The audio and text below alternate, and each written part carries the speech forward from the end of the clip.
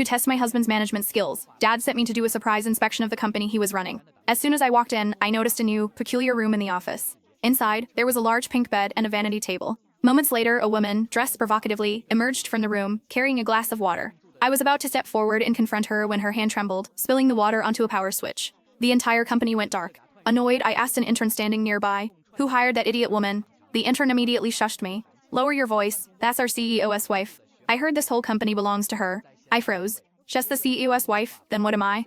I pulled out my phone and called Dad. "Dad, forget the evaluation. Tell David to come to the office and bring the divorce papers." On my first day secretly inspecting my husband's company, I immediately noticed it felt different. The old nursery had been turned into a pink princess room. Curious, I watched a young, provocatively dressed woman walk out of it. I asked an intern standing near me, "Who is that woman?" The intern seemed scared of her. He leaned in, whispering, "Quiet. That's Tiffany Reed, our CEO's wife. You must be new here, right? She's Mrs. Hayes? So what does that make me?" I couldn't believe David would cheat so brazenly. He even moved his mistress's bed into the company building. The intern sighed and continued, "She usually just stays in the private room, Mr. Hayes gave her, playing games or watching TV. She doesn't really interact with us. Mr. Hayes must be out for a meeting today, and no one's around to entertain her, so she came out to play." His words made my head buzz. Her private room, the one with the huge pink bed, this is a company, not a resort. I tried my best to control my anger. The intern shook his head and said, "What can we do? Our CEO just dotes on his wife." He saw the look on my face and asked with concern, "Are you okay? You look terrible." I forced a smile. "I'm fine, just a little surprised.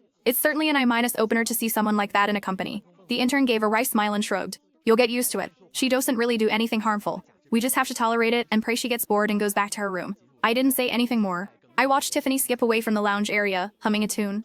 I pulled out my phone, ready to call Dad directly. But after a moment's thought, I put it back. Leaving now would be letting David off too easy. Dad has sent me to evaluate his capabilities. Now, it seemed his competence and his character were both seriously flawed. I wanted to see just how ridiculous this company had become under his management.